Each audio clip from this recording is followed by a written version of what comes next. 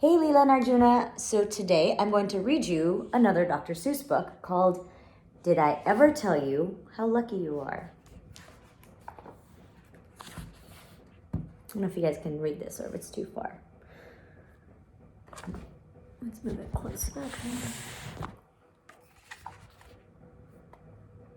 When I was quite young and quite small for my size, I met an old man in the desert of Dries, and he sang me a song I will never forget. At least, well, I haven't forgotten yet. He sat in a terribly prickly place, but he sang with a sunny, sweet smile on his face. When you think things are bad, when you feel sore and blue, sour and blue, when you start to get mad, you should do what I do. Just tell yourself, ducky, you're really quite lucky. Some people are much more, oh, ever so much more. Oh, muchly, much, much more unlucky than you. It's a good thing to sing to yourself. Be glad you don't work on the Bungle Bridge that they're building across the Boober Bay at Bum Ridge. It's a troublesome world. All the people who are in it are troubled with troubles almost every minute. You ought to be thankful a whole heaping lot for the places and people you're lucky you're not. Just suppose, for example, you lived in Gazite and got caught in that traffic on Zate Highway 8. Zate, it's probably Gazate. Woo, look at these houses. Or suppose, just for instance, you lived in Gazaire with your bedroom up here and your bathroom up there. I don't understand where the bedroom and the bathroom are. It's kind of craziness, though. I would not want to live there. Suppose, just suppose, you were poor Herbie Hart, who has taken his Thromdimboo later apart. He never will get it together, I'm sure. He never will know if the gick or the gore fits into the scrux or the snucks or the snore. Yes, ducky, you're lucky you're not Herbie Hart, who has taken his Thromdimboo later apart. Those are some hard words to say, by the way. Just want to put it out there. Think they work you too hard? Think of poor Allie Sard. He has to mow grass in his uncle's backyard, and it's quick-growing grass, and it grows as he mows it. The faster he mows it, the faster he grows it, and all that his stingy uncle will pay for his shoving that mower around in that hay is the piffless pay of 2 dukels a day, and Allie can't live on such piffless pay. So he has to paint the flagpoles on Sundays in Grooves. How lucky you are you don't live in his shoes. See him painting over there? Poor guy. You are very lucky you don't have to do that. And poor Mr. Bix, every morning at 6, poor Mr. Bix has his borfin to fix. It doesn't seem fair. It just doesn't seem right. But his borfin just seems to go schlump every night. It schlumps in a heap, sadly needing repair. Bix figures it's due to the local night air. It takes him all day to unschlump it, and then the night air comes back and it schlumps once again. So don't you feel blue. Don't get down in the dumps. You're lucky you don't have a borfin that schlumps. I don't even know what a borfin is. And while we are on it, consider the schlotz, the crumple-horn, web-footed, green-bearded schlotz, whose tail is entailed with unsolvable knots. If he isn't muchly more worse off than you, I'll eat my umbrella. That's just what I'll do. Oh my goodness, you see his pail by my thumb right here? And you're lucky indeed you don't ride on a camel. To ride on a camel, you sit on a whammel. A whammel, you know, is a sort of a saddle held on by a button that's known as a faddle. And oh boy, if your old whammel faddle gets loose, I'm telling you, ducky, you're gone like a goose.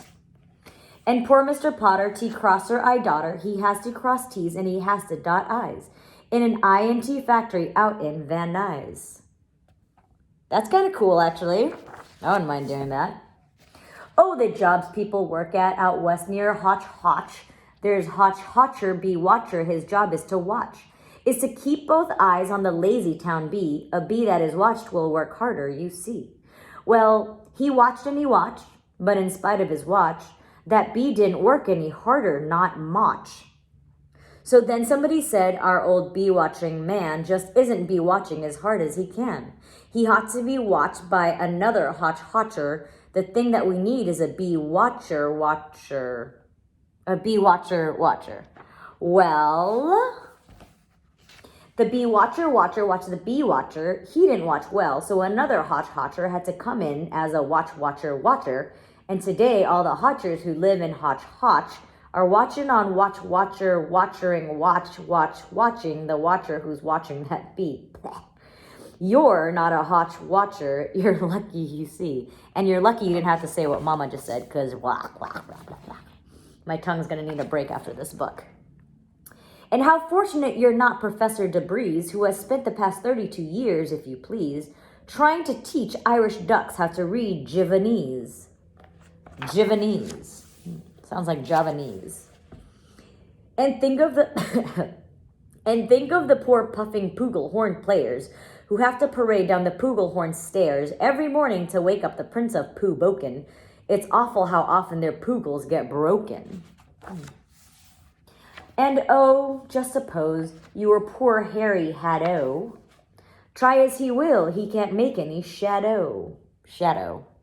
He thinks that perhaps something's wrong with his giz, and I think that, by golly, there probably is. Aw, see, he can't make a shadow like everybody else. How sad. And the brothers Bazoo, the poor brothers Bazoo, suppose your hair grew like theirs happened to do. You think you're unlucky? I'm telling you, ducky, some people are muchly, oh, ever so muchly more unlucky than you. Oh, that's weird. Their hairs grow into each other's beards. Do you see how they're connected? Their beards are connected to the hair on the person in front of them. They're stuck with each other forever and ever. I guess they could cut their hair so they'd be disconnected. And suppose that you lived in that forest in France where the average young person just hasn't a chance to escape from the perilous pants-eating plants.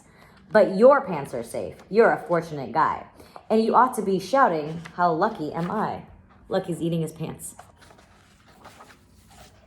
And speaking of plants, you should be greatly gladdish. You're not Farmer Falkenberg's 17th radish. I don't know why. Oh, because the 17th radish is holding on to his hammock, I guess. And you're so lucky you're not Gucky Gown, who lives by himself 99 miles out of town. In the ruins of Ronk is rather run down. Looks pretty run down. And you're so lucky you're not a left sock left behind by mistake in the caverns of Croc.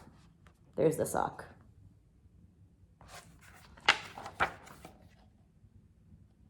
Thank goodness for all of the things you are not. Thank goodness you're not something someone forgot and left all alone in some punkerish place like a rusty tin coat hanger hanging in place.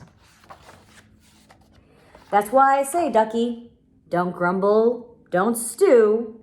Some critters are much, oh, ever so much, so muchly, much more unlucky than you.